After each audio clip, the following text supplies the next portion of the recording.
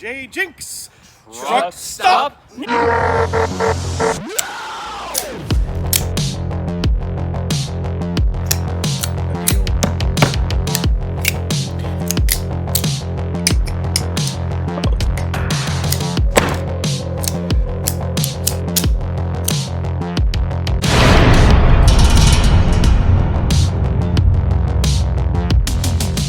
Well, I got one of these.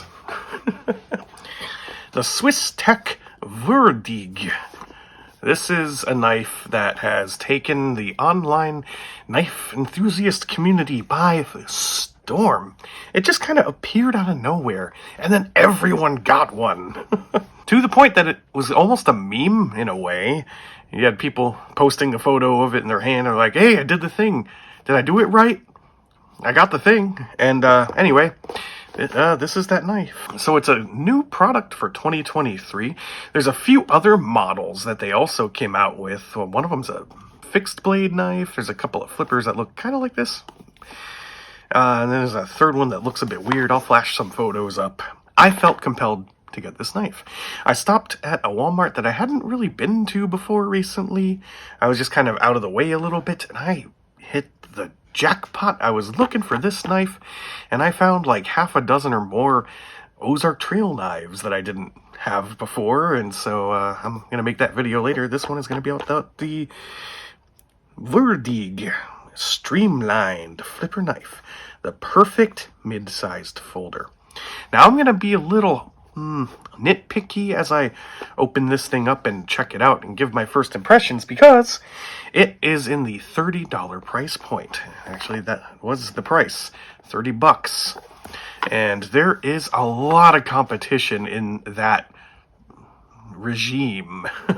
I mean, you got stuff by Spyderco, like the Tenacious, the Ambitious. You got a bunch of stuff from Civivi, Kershaw, Schrade, for that matter. Tons of it. CJRB, Artisan Cutlery, Kaiser has some knives that'll hit that price point if you find them on sale. My point is that if you're going to come up with a product in that price point, it has got to be something special. And either this meets the criteria, or maybe it's just different, and that's all that was needed for people to get excited about it. I'm going to judge this thing by the packaging. It is nice. It's one of those magnetic box type things. Honey Badger, that's another brand around this price point, which also comes in a magnetic type box.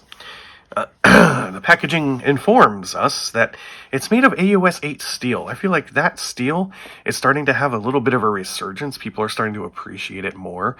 The age of the super steels is starting to fade, and people are kind of waking up to the fact that, you know, the way you grind your edge actually has a lot more to do with it than anything, and the heat treatment as well. Hey, go for an 8CR, go for an 8USA, go for a 440. If the heat treat's good, it's a great friggin' knife. You don't need something that will survive being hurtled into a star. Ceramic ball bearing, singular. Canvas micarta. And we have a combination of thumb disc and a flipper. Designed in the USA, but made in China, just like everything else. A little bit more information on the back. Titanium coating. And we got a lanyard hole and reflective fleck cork lanyard. Fleck cord. Whatever. It comes with a lanyard. Alright, so magnets on this thing are really strong. There's even a symbol up in the corner. A little cutout showing you, hey, there's magnets. That's kind of neat. And they are impressive magnets. You can kind of see the impressions they make. They're big old slabs on two sides, and well, there's the knife sitting in the little nest there. Oh, we got a plastic cutout. You can feel the micarta. I guess that's so you can pick it up off the shelf and actually look at the product before buying it, which is fine. This was in a locked case, so any dings or damage on the packaging, which I think one corner had a ding, that's just from stocking, handling, shipping, or whatever, but I'm not going to fault it for that. But the inside also doubles as a neat little diagram. It has numbers pointing different things out, and then it tells you about them on the left. This is This is really impressive. I'm not going to read through the whole thing, but it just tells you more about the different parts that we already know exist. And it looks like it's made so you can flip open this part too, but it's got some stickers, not stickers, adhesive things, tape. That's what I'm thinking. A couple circles of tape holding it shut, so I'm going to just cut those real quick using my Frost Cutlery Steel Warrior Choctaw that I've been carrying for, gosh, almost 2 months, I want to say. I have really been enjoying this knife. It has been quite a pleasure. I was tempted to buy all of them, but that would have been quite a lot of money. Alright, so there's the unfolded product. Gotta get in here and get a plastic slip with some numbers that are kind of stamped into the plastic. That's a thing. Okay, here's the knife. That is a... And it said it came with a lanyard, so that might be underneath this, I'm thinking. A little bit of a phallic impression there. Like a bollocks dagger. Oh, and it comes with one of these felty case things. We got the Swisstech symbol, the tree there. I never really keep or use these, but whatever. Here's your flecked cord lanyard. I am not a lanyard person. I'm not going to use that. And then on the bottom, underneath, we have the whole story of the Swisstech brand, inspired by Switzerland. Very picturesque. Church? Okay, I'll just do the Cliff Notes version. Medieval times. The Swiss have had an aesthetic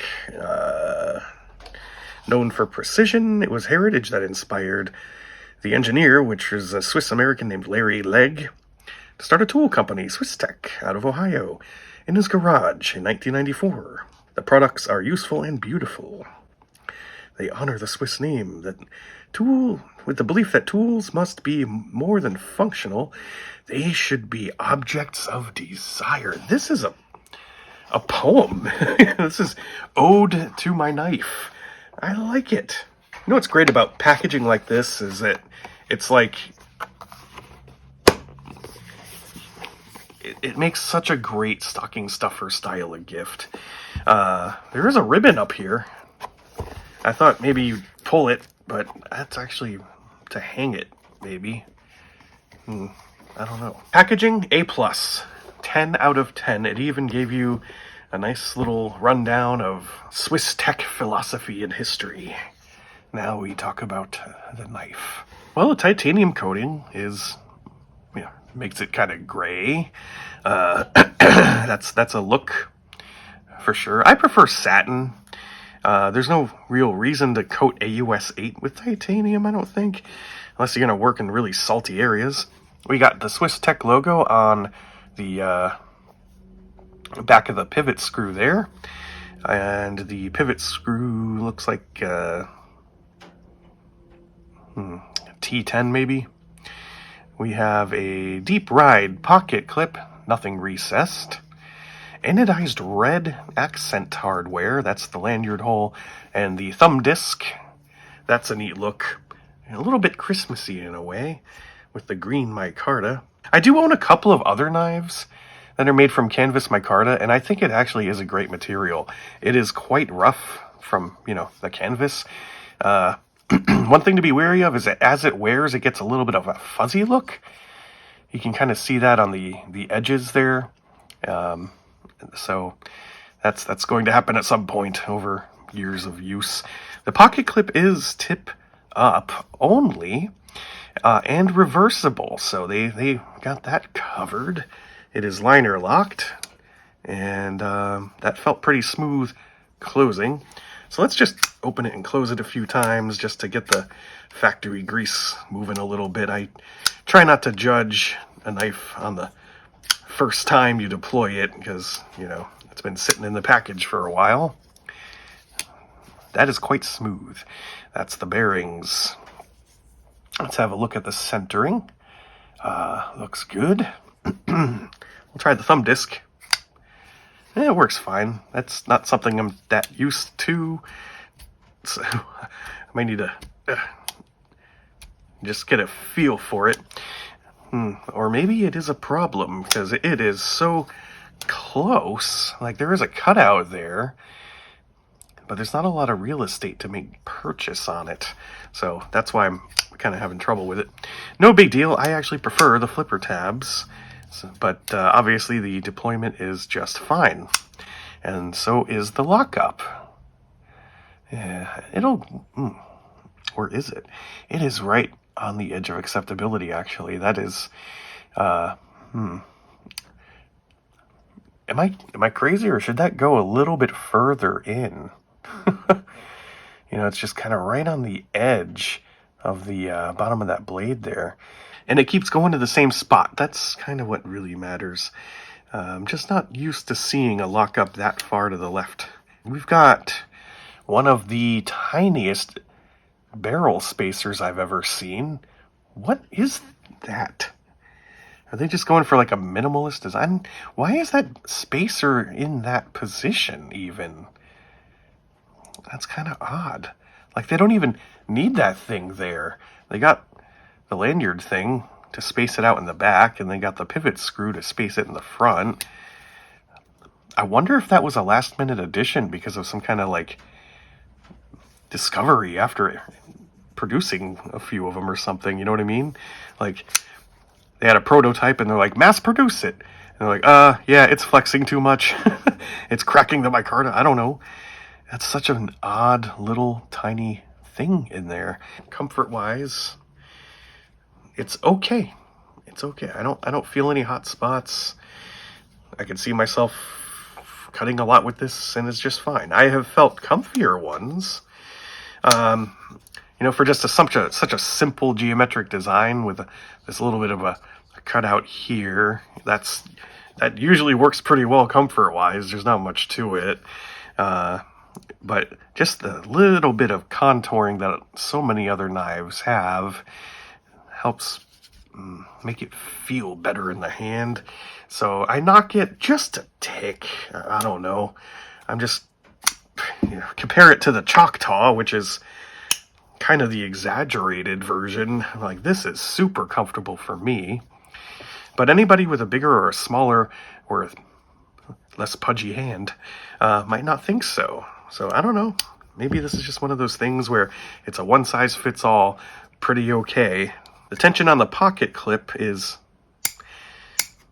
adequate for me, but it is a bit low compared to other pocket clips that I've, gone and lifted up. I would actually say it's fairly easy to flex, but it looks like it will work well. That tip of it swoops up off the scales just enough. I should not have a problem slipping that into my pocket. Let's talk about the blade geometry. It reminds me a little bit of, it's vaguely Benchmade 940-ish. It's a little bit shorter than that, I think, and it's got that reverse tanto thing, and it's slender. It's good for slicing. So I would say for $30, this is a good deal. I know there are going to be a lot of people who scoff at the AUS 8 steel. They're going to say, you know what, for $30, I could do better if I find something on sale, but this is full retail value. I don't know how fair it is to compare, what you can get on sale versus this at full retail. It's a little bit unfair, but I think that this is a contender. I think that the hype is kind of warranted, and it looks nice. It is, if it didn't have the red accent pieces, it would look a bit drab. But we'll see. I'm going to carry and use this thing and find any other eccentricities that might come out from that. At some point, I have quite a few knives that I have been carrying and using, and I just never really followed up to talk about what it has been like to carry and use these knives. So I'll add this to my list. I've also got the Choctaw, the Harden's Time, the Kaiser Mini Big Liter. Is that? Nope, the Mini Domine, which I'm going to compare to the full-size Domine. I've carried both of these. And so I'll add this one to my list and just do a mega series of reviews. It's going to be real interesting to see where this one ranks.